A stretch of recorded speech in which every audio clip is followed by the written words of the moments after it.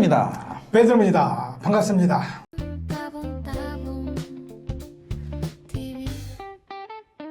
작년까지는 신나는 따란따 이거였는데 올해 BGM은 제 생각이 안 나네. 인트로는 그냥 따봉 TV 뭐 이러지 않았나? 내가 만들어 놓고도 잘 모르겠네.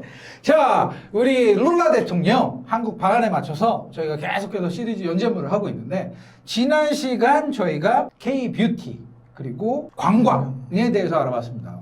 이번 시간은 뭔가요? 이번 시간은 우리가 이제 K-푸드가 또 중요하지 않습니까? 그렇죠. 지금 브라질에서도 K-푸드지. K-푸드가 굉장히 인기가 많은데, 네. 뭐 여기서 보면은 지금 뭐 라면이라든지 소주라든지 네. 뭐 이제 이런 것들이 뭐 고추장, 뭐 그렇죠. 양념류 같은 것도 네. 뭐 얼마나 많이 팔려요. 그렇죠. 계속 확장해 나가는 거거든. 단순하게 과자 하나 사 먹고 소주 하나 사 먹다가 관심이 있으니까 그 다음에 한국 레스토랑도 찾고, 그러다 보면 아까 장류 같은 것도 팔리고 이렇게 되는 거거든요. 그렇지.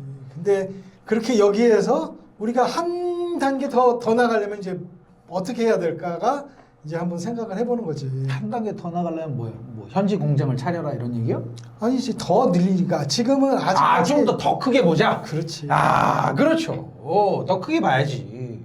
자, 그러면 더 크게 나가면 말 그대로 이게 한국 룰라 대통령 방안에 맞춰서 하는 거지 않습니까? 한쪽만 좋으면 안 돼. 네. 양쪽이 다 윈윈해야 되거든. 그럼 어떤 포인트에서 집어볼 수 있나요? 그렇지. 브라질 그러면은 네. 식품 농업 대국이잖아. 그렇죠. 전 세계에서 식품을 제일 많이 수출하는 나라가 현재 1위야. 그렇죠. 한국에서 닭고기를 제일 많이 수입하는 나라가 브라질. 그래서 한국에 있는 무수한 닭 프랜차이징 업체들이 사용하는 닭이 브라질산. 맞죠? 그렇지. 네. 그러니까 이제 이런 것들을 갖다가 브라질은 농산품을 판매하는 회사인데 네. 이걸 갖다 브라질은 그럼 어떻게 하면 더 늘릴 수 있을까? 그렇죠. 브라질도 이렇게 하잖아. 그러면 이제 브라질 정부에다가 이번에 갔을 때 합의 같은 걸 하는 내용에서 네. 야, 우리 물물 교환하자. 그렇지. 이런 걸 갖다가 요청하면 되지. 그러면 그렇지. 이제 브라질에 들어오는 이제 라면이라든지 가공식품이라든지 네. 이런 것들을 갖다가 관세도 더 좀 줄이고. 그렇죠. 더 많이 수출할 거 아니야 그러면 브라질 쪽으로. 그렇지. 그렇죠. 그러면은 이제 여기에 대한 검열 같은 것도 조금 더 낮추고 줄여주고. 기준을. 그렇지. 그 다음에 그럼 반대로 브라질에서 더 사주겠다 이거지. 뭐 커피라든지 커피, 뭐지 과일이라든지 과일, 커피 한국에서 수입하는 양이 꽤 됩니다. 사실은 한국에서 수입하는 커피 량의 브라질산이 많은 뿐만 아니라 한국에서 수입해서 커피 먹는 것도 양이 굉장히 많은 양이라고 들었어요. 거의 50%는 브라질산 커피라고 봐야지. 그렇구나. 그럼 커피 또 뭐 있죠? 과일로 따진다고 그러면 이제 망가도 이번에 같이 망가. 아사이베리라든지. 아싸이베리. 바나나는 안 들어가나? 바나나는 주로 그냥 동남아에서 갖고 오나? 음. 그렇구나. 바나나. 그다음에 이제 육류라든지. 소고기 들어가야 될 거 아니야? 소고기. 그렇지. 소고기, 돼지고기, 돼지고기. 삼겹살. 돼지고기 스페인산이 싸나? 왜 스페인산을 많이 갖고 오지?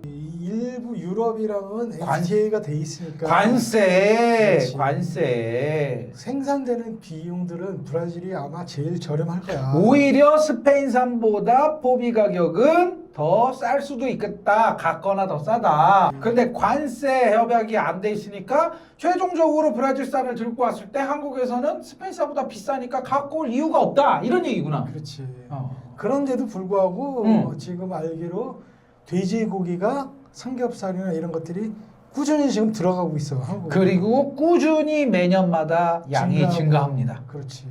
워낙 한국이 삼겹살의 블랙홀 같은 나라여서 싸고 비싸고 갖고 오면 팔리니까 일단 다 들고 와 이런 거거든. 근데 그 와중에 만일에 관세까지 낮춰준다, 그럼 본격적으로 브라질산 삼겹살이 한국에 들어갈 수 있다 이런 얘기예요. 그렇지. 맞죠? 그럼 한국 분들은 삼겹살을 저렴하게 드실 수 있고. 또 한국은 여기에서 한 가지를 더 요구할 수가 있지. 뭐가 있나요? 한국은 기술이 있잖아. 그렇죠. 한국은 땅이 작다 보니까 이제 여기에서 농업에 농축된 기술들, 뭐 그렇죠. 스마트팜이라든지 스마트팜. 가축용 의약품이라든지 네. 이런 것들이 한국이 이런 것들을 갖다가 브라질이나 농업에다가 수출하는 방향도 굉장히 좋은 방법이 될 수가 있지. 그렇죠. 저희가 여러 가지 있는데 괜히 스마트팜이나 동물용 의약품을 얘기하는 게 아니야. 될 것 같은 걸 얘기하는 거거든. 브라질 축산업이 얼마나 발달돼 있어. 양도 어마어마하고. 그러면 이런 것들이 동물용 의약품 같은 거를 조금 특화해갖고 서로 교환을 하면 이런 시장은 브라질 의약품이, 그러니까 한국산 동물 의약품이 브라질 시장을 장악할 수도 있다. 이런 얘기예요. 저희가 예전에 스마트팜 뭐 이런 거 얘기했을 때 중국 회사 그 드론 회사 이름 뭐죠? DJI의 드론, 농업용 드론입니다. 촬영용 아니고. 이게 벌써 브라질 전국에 깔리기 시작했어요. 맞죠? 네. 스마트팜. 아야, 브라질은 그냥 땅에다 하는 거 아니야. 이 스마트팜에 특화된 작물들이 이런 쪽으로 들어오면 되잖아. 아니면 그냥 스마트팜이라 해서 여러분이 생각하는 그냥 온실에 막 이렇게 해서 비싸게 이런 거 아니고 시스템도 스마트팜에 들어가는 거예요. 맞죠? 그런 시스템을 접목할 수만 있다면 이것도 서로 상생하는 전략이다. 라고 볼 수 있나요? 그럼 거기다 저번에 이제 한국에서 이제 의뢰에 들어왔던 게 뭐냐면은 네. 여기 소에다가 네. 이제 소 귀에다가 저기를 하나씩 붙이는 거야. 칩을 하나씩 붙여. 그렇지. 그렇게 되면은 소의 얘가, 몸무게, 얘가 이제 어디로 다녔고 뭘 먹고, 얘 온도라든지 뭐 이제 아프진 이런 않는지, 체중이 잘 증가하고 있는지. 트래킹 시스템을 다 등록할 수가 있는 거야. 얘가 그렇죠. 언제 주사를 맞았고 언제 태어나서 뭘 먹었고 몸무게가 큰 그렇죠. 거라든지 이제 그걸 하는데 한국에서는 필드 테스트를 해야 되는데 뭐 한 1000마리에다가 정도로 테스트하면 어떨까요? 하고 저기를 문의를 줬어요. 그렇죠? 그래서 이제 여기 그래서 형님이 여기 있는 어. 축산하는 업체에다 가서 얘기를 했지. 이제 아는 사람 통해서 이제 가서 얘기를 했는데 한국에 이런 업체가 들어오고 싶어 한다. 이런 시스템을. 그런데 니네들한테 일단 1000개를 우리가 미리 뿌릴 테니까 돈 주지 마. 우리 필드 테스트 하는 거야. 나중에 자료 같은 것만 우리한테 넘겨줘. 이런 얘기였지. 그렇지. 근데 여기에서는 1000개 갖고 뭐 하냐? 우리가 지금 소 기르는 게 거의 1000만 마리가 있는데 그거 그렇지. 1000마리 해갖고는 이거 택도 없다. 그렇지. 이 숫자를 갖다 다 늘려서 이제 해보자. 근데 한국에서는 야 이거 그 정도로 저기 하기는 힘들다. 이래서 이제 나중에 이제 서로 안 맞아갖고 테스트를 못 해봤는데 이제 그런 것들을 하게 되면은 이제 한국에 있는 그런 스마트 기술이라든지 그렇죠. 이런 걸 갖고 브라질에서도 충분히 그렇죠. 그러니까 관심은 있어 해. 왜냐면 여기에서도 비용 줄이는 건데 왜 안 그렇죠. 하려고 하겠어. 그렇죠. 거기다가 모든 게 다 전산 관리가 되고 그러면은 뭐 이제 수의사라든지 이런 그럼. 비용들이 다 줄고 그럼. 그다음에 트래킹이 되니까 음. 이게 뭐 언제 어디서 이게 다 되는 거니까 그렇죠. 이제 이런 걸 갖다 좋아하는데 와서 실질적으로 와서 테스트를 하고 이런 스타트업 너무 조그만 업체가 하는 게 아니라 조금 더 규모 있는 회사들이 와서 그렇죠. 했으면 좋지 않을까. 아니면 농림수산부에서 무슨 지원을 해준다든가. 그렇지. 응? 이러면 괜찮잖아. 이게 규모의 경제 때문에 그렇습니다. 규모의. 생각보다 어마어마하거든. 어마어마해. 1000개 해봐야 걔네들한테 그냥 콧방귀도 안 끼는 수준인 거야.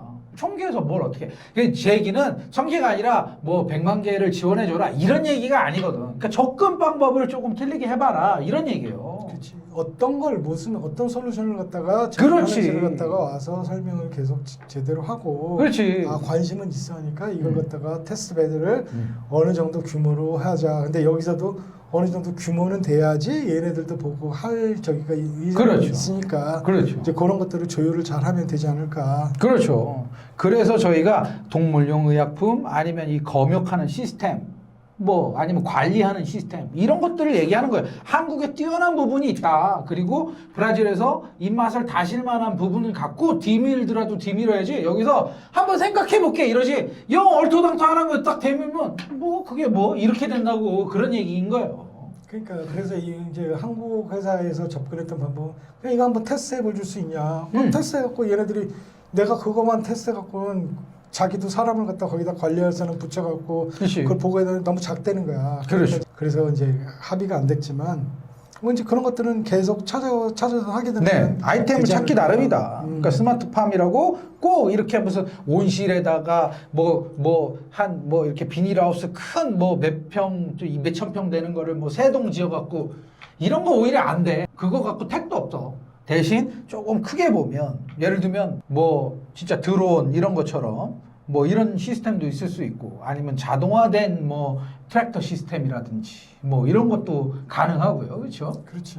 자, 그러면 다음 주제로 넘어가도록 하겠습니다. 그럼 다음 주제는요. 교육과 인재, 세종학당과 기업 취업의 연결고리라는 주제로 갖고 왔습니다. 무슨 얘기죠? 지금 보면은 네. 우리가 아무리 인터넷 사회고 이러고 하지만 네. 지금은 우선 사람이 사람과 같이 서로 커뮤니케이션을 해야 되잖아요. 네. 근데 이제 한국어 배우려고 하는 열기들은 굉장히 브라질도 많아. 그렇죠. 그러니까 브라질에서 마지막 내가 알기로 세종학당에 들어가기 위해서 거의 9대 1이야. 아. 9명이 시험을 쳐갖고 한 명이 들어가. 명밖에 못 들어가. 근데 이것도 형님 계속해서 경쟁률 더 늘어날 수밖에 없다. 그래. 네. 뭐 인도나 이런 데서는 뭐 몇백 명대 그렇죠. 1이라고 하는데 그렇죠. 브라질에서는 지금 거의 8.5대 1이니까 그렇죠. 이제 지금 여기에서도 그만큼 하려고 하는 사람들이 많다 보니까 그다음에 이제 두 번째로는 브라질이 최근 5년 전만 해도 시엔시아 신프론테라라고 해갖고 네. 여기에서 한국으로 유학을 보내는 학생들이 많아. 근데 그런 학생들이 공부를 하고 한국어도 어느 정도 다 하고 근데 이제 이런 학생들이 돌아왔는데 한국어를 한다는 프리미엄을 없어. 없지. 그러다 보니까 이제 그런 인력들을 갖다가 우선 한국어를 알려고 노력하고 그렇죠. 한국을 갖다가 가서 한국어를 배우고 한국 문화를 사랑하고 이런 학생들의 지금 그것만 해도 대단한 거거든, 사실은. 그럼. 그러면 이제 한국 회사들이 지금 여기에 주재 상사 나와 있는 게 뭐 거의 한 300개 정도가 되는데 그렇죠. 이런 회사들에서 지금 한국어 하는 학생들한테는 좀 프리미엄을 주고 그렇지. 그냥 좀 하는 게 아니라 있잖아. 한국어 능력업 시험 이런 거 봐서 요런 게 있으면 그런 회사들에서 조금 가산점을 준다든지 이러면 충분히 이런 사람들이 더 열정적으로 배울 만하다 이것이. 그렇지. 그래서 이제 이런 것들은 지금 이제 우스비나 우니캄비나 이런 데서도 지금 한국어 과정들이 계속 생기고 있는데 이런 것들이 지금 그다음에 일부는 브라질에서도 고등학교에서도 전문 고등학교에서도 한국어를 채택을 하고 있잖아. 네. 한국어 교육 과정을 그런 거를 갖다가 이수한 사람들한테는 여기에 이제 뭐 세종학당이라든지 뭐 수료증이라든지 이런 걸 갖다가 같이 연관을 해서 브라질에 나와 있는 한국 회사들이 이런 수료증이 있는 학생들이라든지 아니면 한국어를 한다는 그런 프리미엄을 좀 더 주면은 더 훨씬 더 나아지지 않겠나. 그러면 이제 한국에서는 이런 걸 갖고 이제 뭐 어떤 식으로 이걸 관리를 해야 되는지라든지 이런 것들을 갖다가 직업 훈련소라든지 이런 걸 좀 더 전파를 시켜주면은 브라질 학생들이 브라질 사람들이 한국어를 배우고 그렇죠. 하는 게 더 늘어나지 않겠나. 그렇죠. 우선적으로 말을 하는데 우리가 말하고 우리 문화를 알아들으면은 우리 못할 게 뭐 있어. 그렇죠. 가능하면 우리 문화를 알면 우리 제품들을 다 소비를 할 거고 이걸로 인해서 다 훨씬 더 증가할 건데 안 할 이유가 없지. 세종학당에서 수료를 했어요. 그리고 한국어 능력 시험에서 어느 정도 기준 이상의 점수를 받았어. 그러니 거기서 끝나는 게 아니라 한국 정부나 아니면 관계 단체에서 한국으로 취직할 수 있는 길을 열어준다. 그렇지. 네. 그런 것도 아니, 얘네들이 아무리 한국말 해도 한국에 어디 취직할지 어찌 갈 거야. 그런데 브라질에 있는 젊고 그리고 한국어가 어느 정도 가능한 사람이 일을 하려고 해. 그럴 때 문을 열어주면 이런 사람들이 지원할 거 아니냐 이거지. 맞아. 단기로 지원할 수도 있어요. 그 얘기했던 대로 워킹홀리데이도 있고 그러니까 꼭 부담스럽게 안 해도 이런 사람들이 가서 한국에서 일할 수 있는 기회를 주고 그거 통해서 또 배워갖고 오고 현지에서 채용이 되고 교환학생 시스템 같은 걸로 해갖고 서로 막 바꾸고 막 이러다 보면 이런 것들이 문화적 교류다 이런 얘기입니다. 그래서 지금 이제 좀 오래된 얘기지만 네. 지금 이제 이 워크홀리데이가 생긴 지 얼마 안 돼서 그렇지만 네. 이게 없을 때는 한국에서 유명한 대학교 총장님이 여기 오셔갖고 우스비 우니캄비를 돌아다니시면서 거기 학생들을 직접 저기를 해갖고 너는 우리가 다 장학금을 줄 테니까 와라. 이런 것들 해서 나중에 그 친구가 뭐 한국의 유명한 전자업체에 들어가서 그래. 성과도 올리고 삼성이잖아. 삼성. 뭘 유명한 전자업체 LG 얘기할 거야? 삼성 얘기하면서 뭐 꼭 그렇게 얘기해. 업체 얘기를 아니 누가 들어도 삼성 얘기하는 건데 뭐. 그래서 이제 그런 케이스들이 있고 이제 그런 제도를 갖다가 조금만 더 살린다 그러면 이제는 홀리데이도 가능하니까 네. 여기에서 이제 한글을 우리 문화를 아는 브라질 사람들한테는 조금 더 우리가 차별화를 둬서 프리미엄을 줘서 이 사람들이 한국 회사에 들어가서 일도 할 수 있고 우리 문화를 갖다가 첨부하면은 소비도 더 많이 될 거고 그럼요. 우리 문화를 더 이해할 수 있으니까 그럼요. 이런 것들이 더 이런 것들을 갖다가 같이 연결하면 좋지 않을까. 그럼요. 아니 한국에서 제가 단순하게 생각한 건데 바리스타 브라질 현지 바리스타 출신 괜찮잖아. 한국에서는 종업원 구하기도 힘들다며. 바리스타 한국 가서 바리스타로 일해. 그 한국어도 어느 정도 해 배웠어. 그럼 자리를 취직이 됐어. 바리스타로 일하면서 한국에서 돈도 벌고.